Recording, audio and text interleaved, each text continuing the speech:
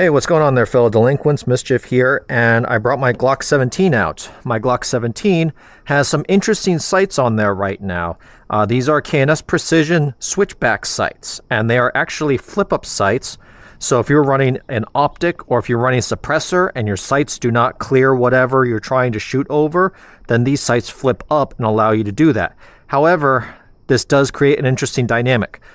What's your height over bore, and how is that going to affect your point of impact? Now, upon initial review with these sights right here, when I pressed them on, this rear sight actually pressed on really super easy, which makes me a little nervous, but we're just going to go ahead and go with it. Another thing about these is that these sights do not lock in place. I'm not entirely sure what the mechanism is, but it kind of feels like they do snap in place a little bit. But there's really nothing locking them in. You literally just push them and they fall right over. How is that going to affect under recoil? So let's go ahead and test that theory. Now, I have shot a little bit with these, but not too much.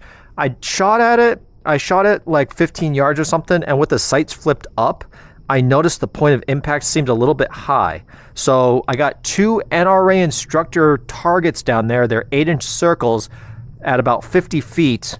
And I'm going to go ahead and I'm going to print a group on each one of them. And we're going to see, does the pistol shoot high, low, point of aim, point of impact with the sights flipped up as opposed to the sights flipped down. So let's go ahead. With the sights down, you'll notice that they actually are pretty much just standard height sights. I got the blacked out rear with the white dot front, which is pretty much my favorite sight picture right now. As far as just like a combat sight picture. I don't mind 3-dot sights. Some of my guns do have 3 dots. So let's go ahead and load this up. So for ammunition, I'm going to be shooting this Wolf 124 grain. This is metal case. These are actually steel cased ammunition that has a brass plating on it. Let's go ahead and load those up. 3, 4.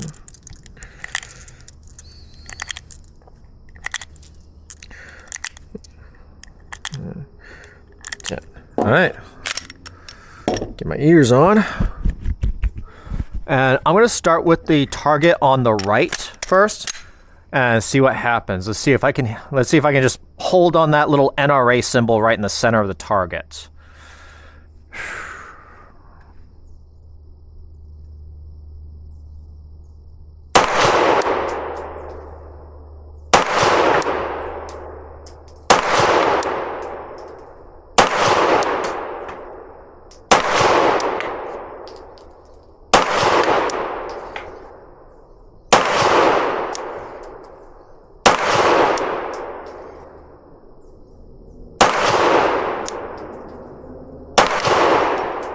Okay, let's go ahead and take a look.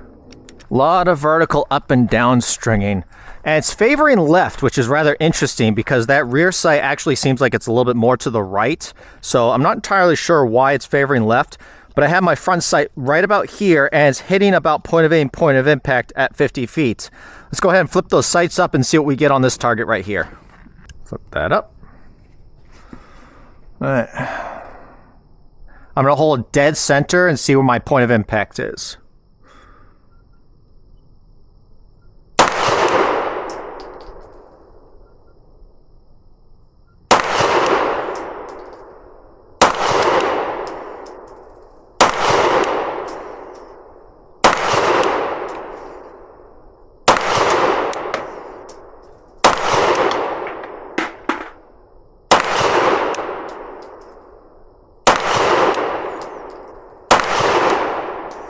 All right, let's go take a look. At least the sight stayed up. That is interesting. Okay, so I was holding right here. 2, 3, 4, 5, 6, 7, 8, 9, 10. All 10 on paper. 1, 2, 3, 6, 7, 8, 9, 10, somewhere in there. All right, so we got all 20 on paper. With the sights down, I felt like I held a slightly tighter group, but that might be subjective, depending on how I'm looking at the sights. So definitely let's 3, so 2, 3, 4, 5, 6. So kind of in a 6-inch group. 3, 4, 5, 6. Yeah, fairly close to the 6-inch group. Let's go ahead and put 10 more down range on each one and see what happens. Start off with the sights flipped up.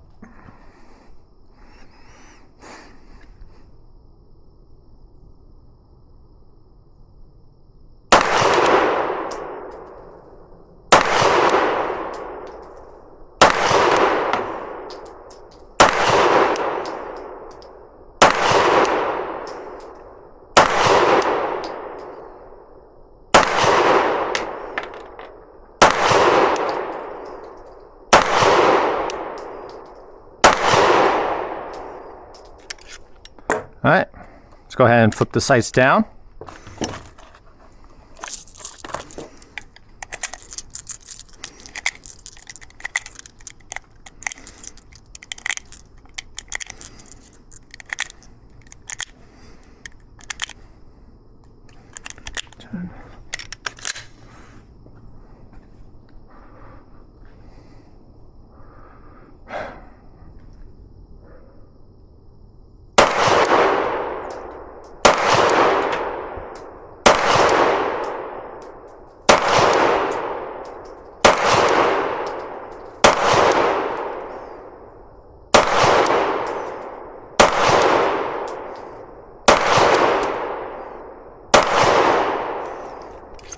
Okay, it's 20 rounds on each paper. Let's go take a look at the targets.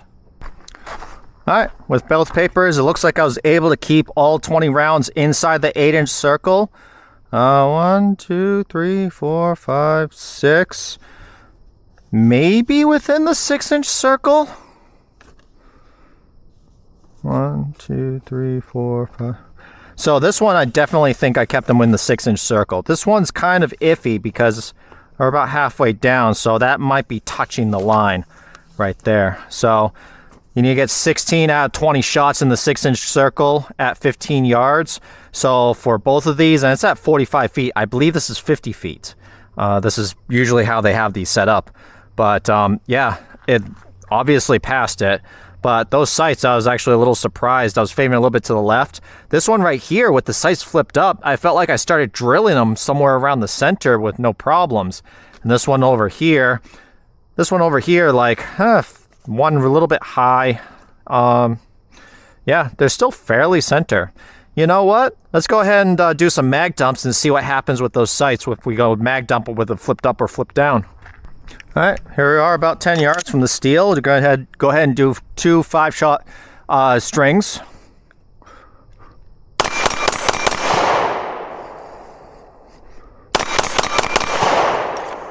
All right.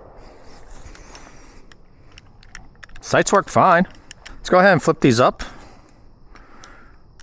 Okay. And with the sights flipped up, I'm going to go ahead and time it, see how fast my splits are, and see if it affects the sights while they're flipped up like this.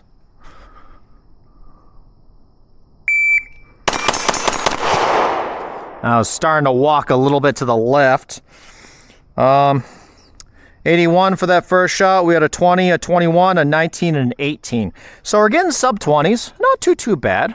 Not too bad. I want to see a 17 in there. Come on, we can do this.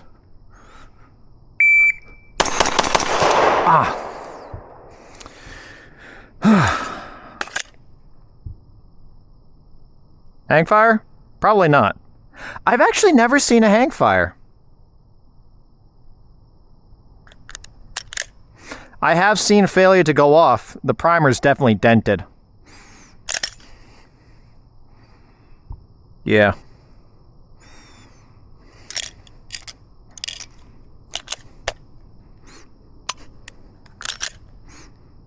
There it goes. All right.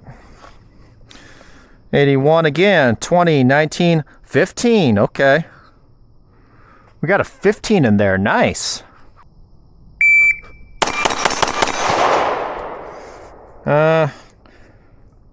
82 for the first shot. 23, a 20, an 18, and a 19. Come on, let's go fast. Go fast.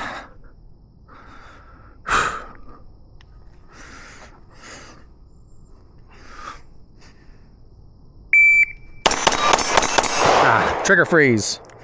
Yeah, there's no way. I don't even think I broke 20.